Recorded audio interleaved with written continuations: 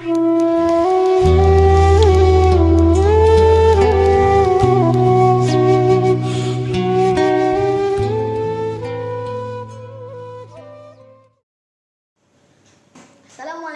warahmatullahi wabarakatuh. Nama saya Aman Nasar. Pada video kali ini saya akan menanyakan tentang cara merawat organ pernapasan dengan seorang bintang tamu kita yang bernama Ustadz Munawir Ngacir.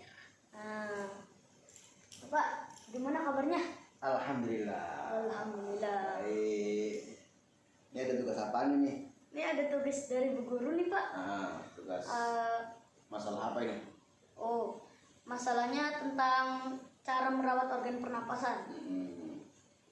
Organ pernapasan manusia apa hewan nih? Manusia. Oh, manusia tentunya. Ya, kira-kira apa nih? Pertanyaannya ya, langsung saja. Pertanyaan yang pertama, bagaimana cara merawat organ pernapasan? Cara merawatnya? Jadi gendong-gendong. Itu mana? Anak bayi. Anak bayi. Anak bayi ya. Kalau menurut secara ilmiah, yaitu kalau misalkan agama, orang Arab mengatakan begini, al-aqlu salim fi jismi salim. Jiwa yang sehat terdapat pada tubuh yang kuat, ya kan? Iya. Nah, terus bagaimana cara merawatnya? Kan begitu pertanyaannya ya. Iya. Pertama, ketika kita mau merawat tentunya berdoa dulu dong, ya kan? Berdoa. Nabi mengajarkan kullu tibalin la yubda'u bismillahirrahmanirrahim fahuwa qad'un. Suatu perbuatan ibadah kalau tidak diawali dengan bismillah maka amalan itu akan terputus. Sayang kan? Kalau terputus begitu nggak dapat apa-apa kan sayang. Nah, itu yang pertama. Yang kedua, merawat tubuh itu harus sering berolahraga, ya kan? Iya. Olahraga apa saja itu bolehlah, secara sprint atau misalkan push up ya, push up atau gerakan tubuh seperti itu. Karena apa? Untuk mengalirkan darah-darah yang pada kuku seperti itu. Nah, itu yaitu cara merawatnya. Terus ketika sudah merawat seperti itu, kemudian kita mandi, kan keringetan kan gitu kan, menghilangkan. Jadi apa? Lelahnya biar hilang. Seperti itu. Oke, lanjut pertanyaan yang kedua. Yaitu bagaimana teknik merawatnya? Nah, teknik cara merawatnya yaitu pertama rutin. Segala sesuatu harus continue, harus bahasa Arabnya mudawwam, ya kan? Bahasa Inggrisnya continue, gitu kan? Harus continue dan juga harus terus menerus, dan jangan sampai malas, gitu ya. Karena orang malas itu tentunya akan menimbulkan kebodohan buat kita. Itu merawatnya seperti itu. Dan juga walaupun itu rasa malas dipaksain, itu cara merawatnya ya. Dan juga senang berlatih. Contoh misalkan kita mau merawat kesehatan lidah kita. Nah, tentunya ketika mau mengucapkan huruf Arab misalkan nih ya, harus latihan. Contohnya nah ini kan lidah kan, gitu kan. Terus kemudian huruf ain kayak orang buang air kecil belakang. Nah, seperti itu. Nah, itulah cara merawat yang jelas biar tidak kaget ketika kita akan mengerjakan sesuatu. Kan kita sudah sparring dulu, terus kemudian sudah latihan pemanasan terlebih dahulu. Kan di pelajaran PJOK ya, Pemanasan. Iya, pemanasan ada yang pemanasan seperti itu. Terserah kita mau cara melakukannya, mau pakai gaya apa saja boleh. Gitu. Itu cara merawatnya. Nah, lanjut pertanyaan yang ketiga, yaitu bagaimana cara mengkonsumsi makanannya agar sehat? Wah, ini kembali kepada syariah, artinya agama ya. Iya. Yaitu ketika kita mau makan juga Allah mengajarkan yaitu kulu washrobu, ya, makan dan minumlah halalan thayyiba.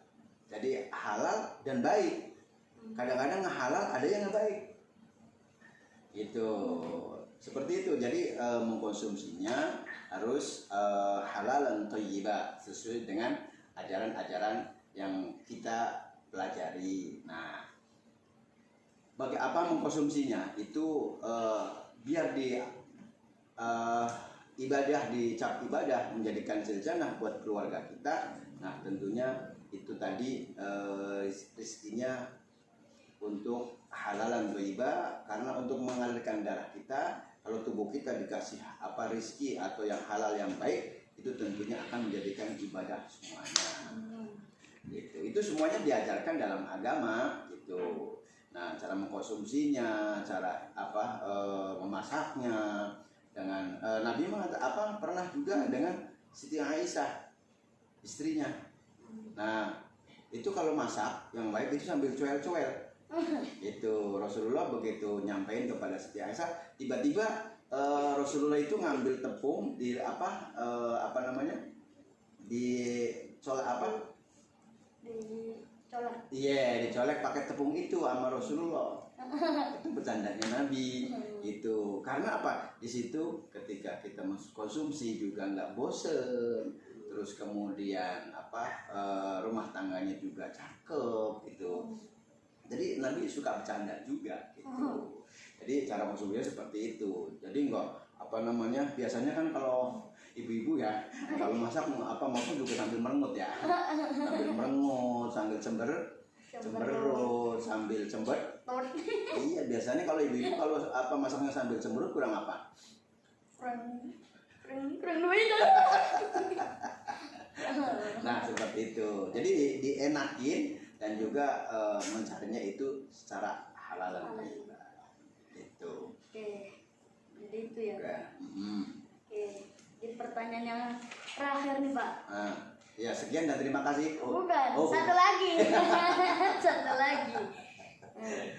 Bagaimana akibat merawat kesehatan? Nah, kalau setiap sesuatu itu pasti ada tujuan. Gitu kan? Kalau kita hidup tujuannya agar nanti biar husnul khotimah. Itu tujuan akhir. Nah, ketika kita akibat merawat tubuh yang sehat itu sehat, ya kan? Men sana in corpore sano. Apa itu artinya saya juga nggak tahu. Nah, jadi akibatnya yang jelas napasnya lega. Terus kemudian ketika kita menjalankan sesuatu tidak banyak keluhan.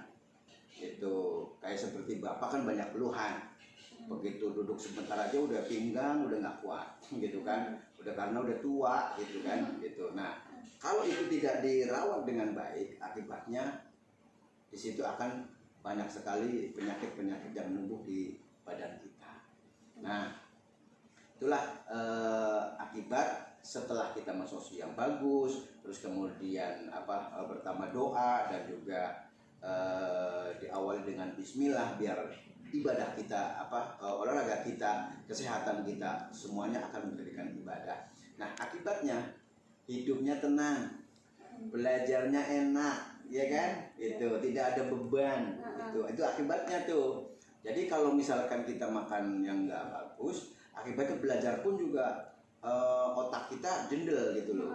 Nah, kan Nabi mengatakan begini, asyaitonu tajri minad dam.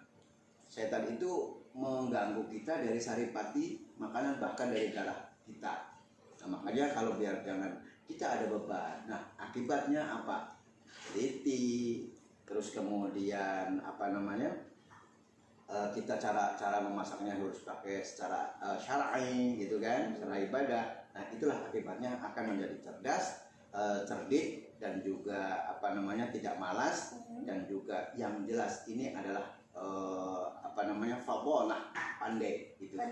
Nah, menjadikan pandai yang benar, bukan pandai yang nggak benar. Kan ada pepatah mengatakan begini, pinter belum tentu benar, tapi kalau benar pasti pintar.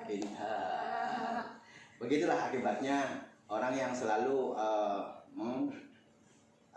konsumsi atau misalkan merawat kesehatan kita didasari dengan rasa ikhlas itu tadi. Nah, ikhlas itu apa? Al-ikhlasu mutahharun.